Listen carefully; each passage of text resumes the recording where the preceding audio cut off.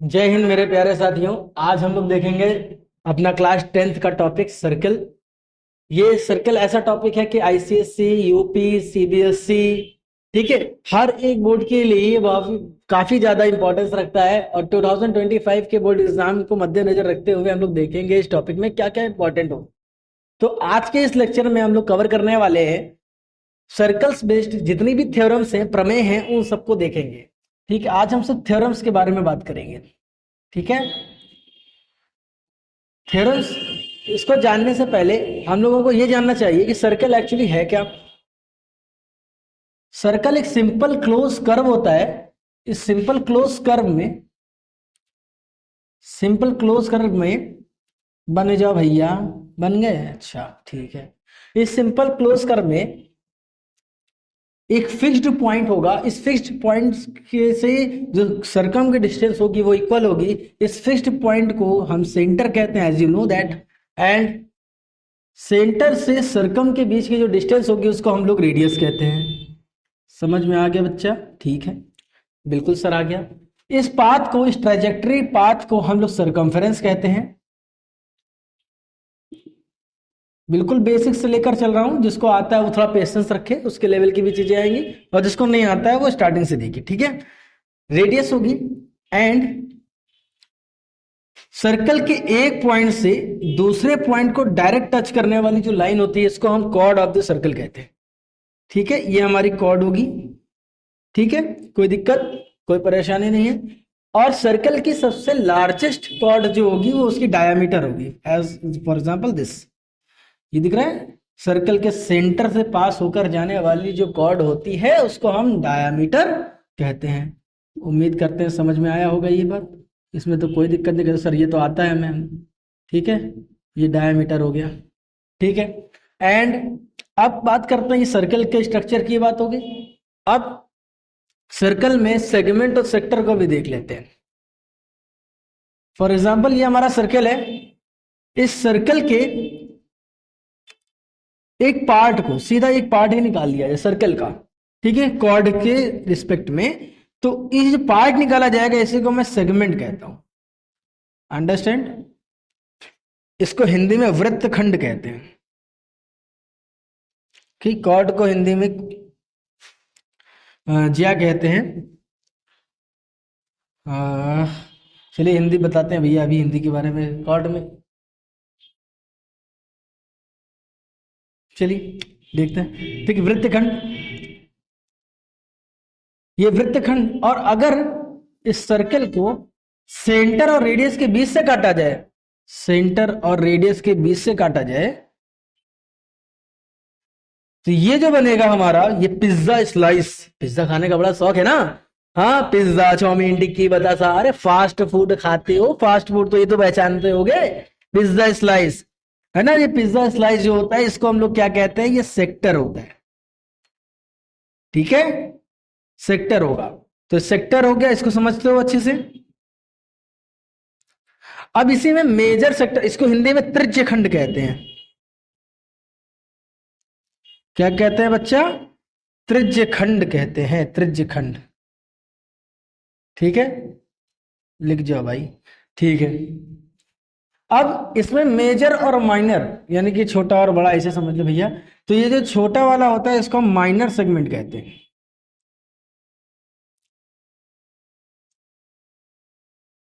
ठीक है, और ये बड़ा वाला होता है, ये हमारा मेजर सेगमेंट होता है। ठीक है, ऐसे ही ये minor segment, sorry minor sector, और ये मेजर सेक्टर। ठीक है, इतनी जानकारी है आपको। अब थोड़ा बढ़ते हैं आगे थ्योरम्स की तरफ। ठीक है, इतनी जानकारी हो गई? ठीक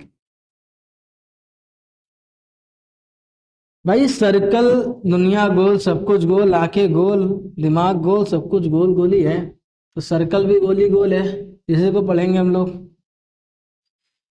ठीक है, अब देखें आगे।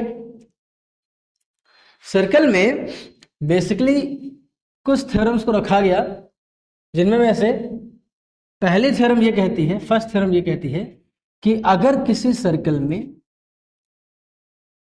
हम क्यों टेंजेंट, अच्छा टेंजेंट क्या होती है तो बताइए नहीं, चलो अब बता देता हूं। सर्कल को आप अगर दो पॉइंट पे इंटरनली कोई पॉइंट कट करता है तो उसको हम कॉर्ड कहते हैं, ये हमारी कॉर्ड होगी, ठीक है। और अगर एक्सटीरियर पॉइंट से, सर्कल के बाहर से कोई एक पॉइंट से अगर कोई लाइन ड्रॉ कर दे और वो सर्कल को सिर्फ एक ही पॉइंट पर कट करते हुए जाए तो इस लाइन को हम लोग टेंजेंट कहते हैं, ठीक है, स्पर्श रेखा, ठीक है, स्पर्श रेखा, अंडरस्टैंड। और इस टेंजेंट पर रेडियस यानी त्रिज्या जब ड्रॉ की जाती है तो 90 डिग्री होती है, ये याद रखना है, ठीक है। पहली थ्योरम होगी, ठीक है, पहली थ्योरम आपकी हो गई, फर्स्ट समझ में आ गया। दूसरी थ्योरम ये कहती है कि एक सर्कल के बाहर से अगर किसी एक पॉइंट से सर्कल के एक्सटीरियर पॉइंट से मैक्सिमम कितनी टेंजेंट ड्रॉ की जा सकती है, तो आप सब ज्ञानी हो, आप सबको पता है मैक्सिमम 2 टेंजेंट ड्रॉ की जा सकती है क्या, तो हाँ सर हमें पता था, मैक्सिमम 2 टेंजेंट ड्रॉ की जा सकती है, ठीक है। एंड ये दोनों ही टेंजेंट आपस में बराबर होंगे, ये दूसरी थ्योरम कहती है हमारी। समझ में आ रही है बात, कह दीजिए हाँ सर आ रही है। ये दोनों ही थ्योरम क्या होंगी, दोनों ही टेंजेंट्स आपस में बराबर होंगी। मान ले पॉइंट पी है, ये ए है और ये बी है, तो हमारे सामने ये थ्योरम कहती है कि P A is equal to P B. समझ गए, ठीक है। अब देखते हैं आगे अगली थ्योरम क्या कहती है। अगली थ्योरम हमारी कहती है, क्या कहती है कि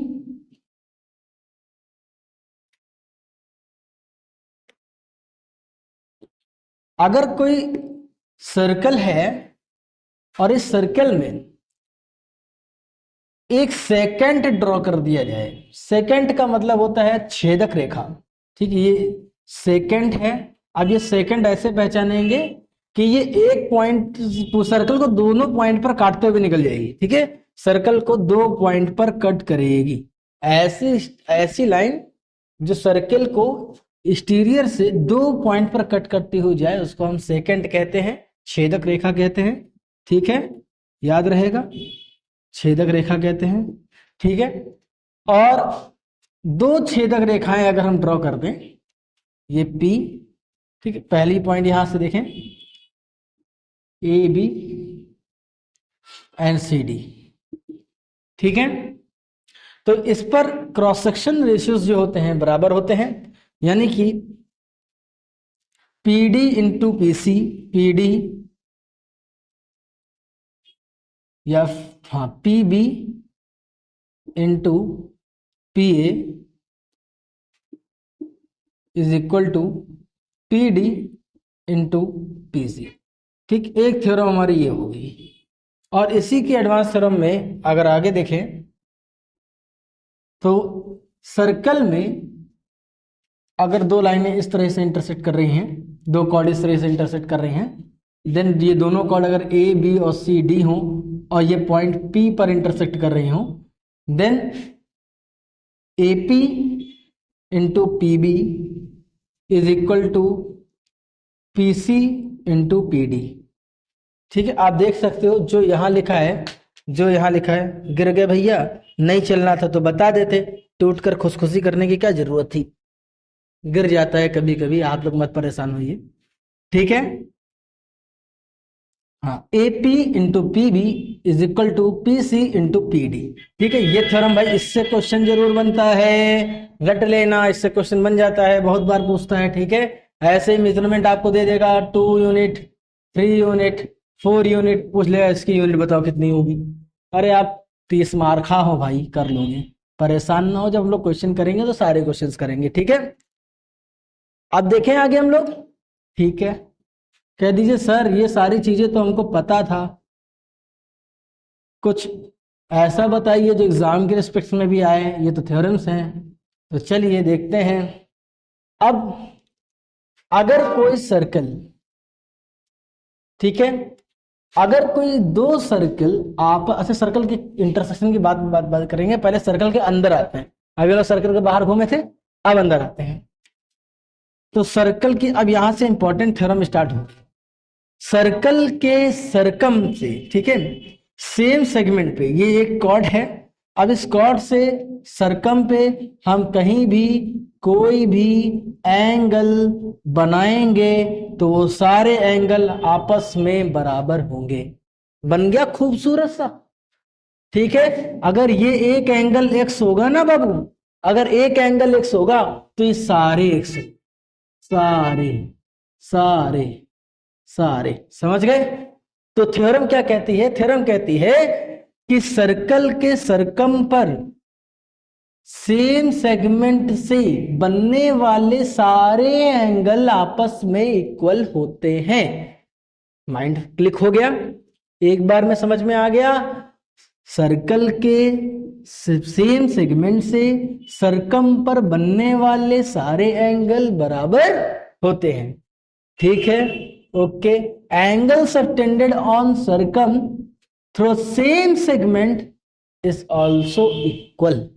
समझ में आ गई बात? ठीक है सर, आ गई है। ठीक है, अगर मैं आपसे पूछूं कि ये एक कॉर्ड है, इस कॉर्ड से यहां पर एंगल बन रहा है 30 डिग्री, तो बताइए यहां पर कितने डिग्री बनेगा?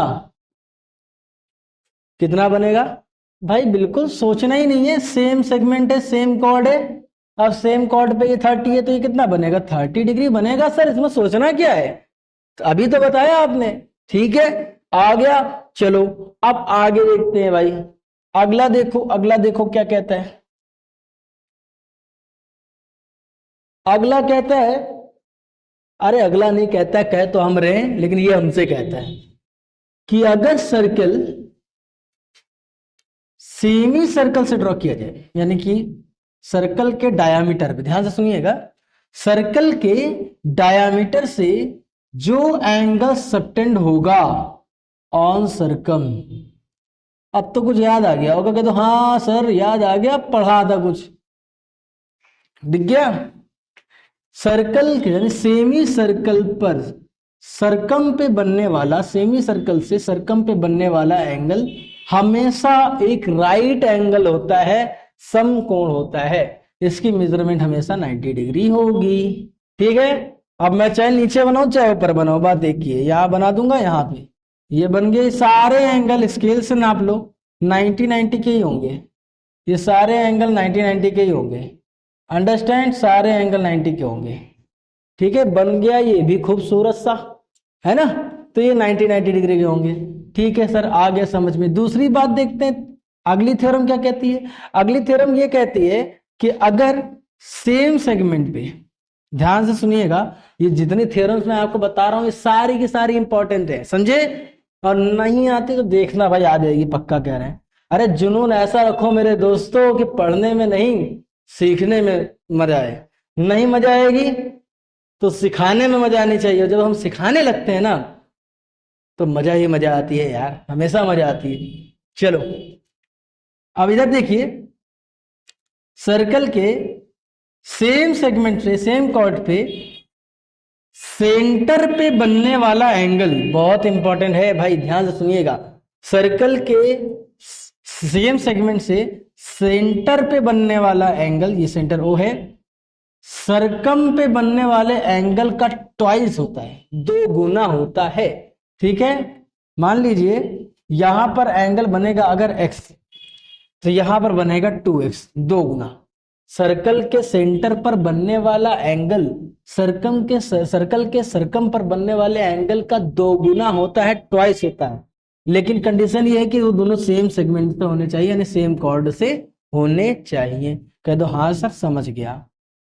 एक थ्योरम इसी की उल्टी है कि अगर रेसिप्रोकल कन्वर्स है, अगर सर्कल के सरकम के रिस्पेक्ट में बोले तो ये थ्योरम कुछ ऐसे बन जाती है कि सर्कल के सरकम से सेंटर पे बनने वाला एंगल ट्वाइस होता है, अभी पढ़ा। तो इसका उल्टा बोलिए कि सर्कल के सरकम पर जो एंगल बनेगा वो इसका हाफ होगा। अंडरस्टैंड? यानी angle subtended at circum is half than the angle subtended at centre by the same chord. ठीक है, सेम कॉर्ड पर बनने, सेम कॉर्ड से सरकम पे बनने वाला एंगल सेंटर पे बनने वाले एंगल का आधा होता है। इतनी जानकारी हो गई? बिल्कुल सर, मजा आ गया, समझ में आ गया। अब देख लेते हैं एक आखिरी थ्योरम हमारी, ठीक है। उसके बाद अगर कुछ बचेगा तो हम नेक्स्ट लेक्चर में उसको कवर कर लेंगे, ठीक है।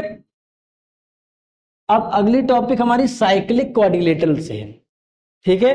तो साइक्लिक क्वाड्रिलेटरल क्या कहता है कि साइक्लिक क्वाड्रिलेटरल ऐसा क्वाड्रिलेटर, ऐसा चतुर्भुज, ठीक है, जिसके चारों शीर्ष, चारों वर्टेक्स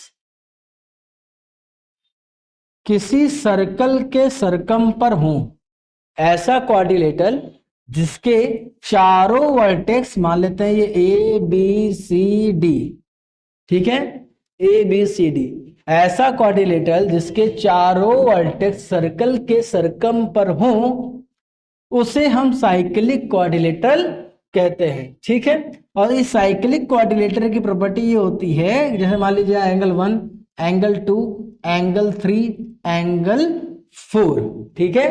तो इस साइक्लिक क्वाड्रिलेटरल पे अपोजिट एंगल्स का सम सप्लीमेंट्री होता है, ठीक है। यानी angle 1 plus angle 3 is equal to 180 होगा, एंड एंगल 2 प्लस एंगल 4 ये भी 180 होगा। अंडरस्टैंड? समझ गए? Opposite angles are supplementary. तो उम्मीद करता हूं ये समझ में आया होगा। छोटा सा लेक्चर आप लोगों को, सर्कल की थोड़ी सी इंट्रोडक्शन हो गई, थोड़ी जानकारी हो गई। इसके ऊपर के आगे के क्वेश्चन हम आपको लेक्चर्स में मिलते रहेंगे। तो दोस्तों बस कहना है ये था कि जीवन में पढ़ाई के सिवा कुछ भी आनंदमय नहीं है। अगर सच में आपको जीवन का आनंद चाहिए, सच में जीवन को कैसे जीना है, क्या करना है, सच्चाई घटना और सच्चाई का सामना सिर्फ और सिर्फ आपको एक ही माध्यम से हो सकता है। वो माध्यम है आपका शिक्षा, एजुकेशन। शिक्षा ही वो माध्यम है, वो साधन है जो आपकी जिंदगी को खूबसूरत बना सकता है। बिल्कुल वैसा ही जैसा हमारी ये प्रकृति है। हमारी प्रकृति में देखिए बदलाव होते रहते हैं, हमारे शरीर में बदलाव होते रहते हैं। दिन प्रतिदिन जैसे हम बड़े होते हैं, बच्चे से बुढ़ापे तो जवानी से बुढ़ापे तक जाते रहते हैं, अन्य बहुत सारे बदलाव होते रहते हैं। अभी हमारी और आपकी एज ही क्या है? हाँ, आप 10th 12th में पढ़ रहे हो, मैं भी अभी उससे सफर करके जस्ट पास से आउट हुआ हूँ, ठीक है। तो आप ये मान लीजिए अभी जीवन बहुत है, बहुत से बदलाव आएंगे। तो उन बदलाव में कुछ अच्छे होंगे, कुछ बुरे होंगे, उनको झेलना पड़ेगा, कठिनाइयों का सामना करना पड़ेगा।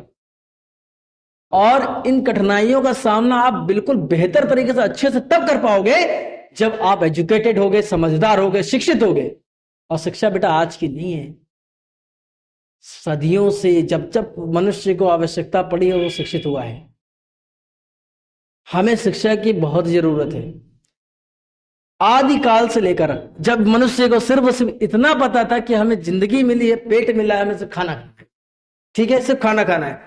तो खाने के लिए वो भटकता था दिन प्रतिदिन इधर उधर उधर। लेकिन फिर वहां भी शिक्षा थी। शिकार कैसे करना है, शिकार करने की शिक्षा, बड़े बुजुर्ग शिकार करने का ज्ञान देते थे। जानवरों को देखा है ना, जो शिकारी जानवर होते हैं उनके माँ बाप उनको सिखाते हैं, बेटा शिकार कैसे करना है, शिक्षा है। जहां जहां आवश्यकता पड़ेगी वहां वहां शिक्षा है।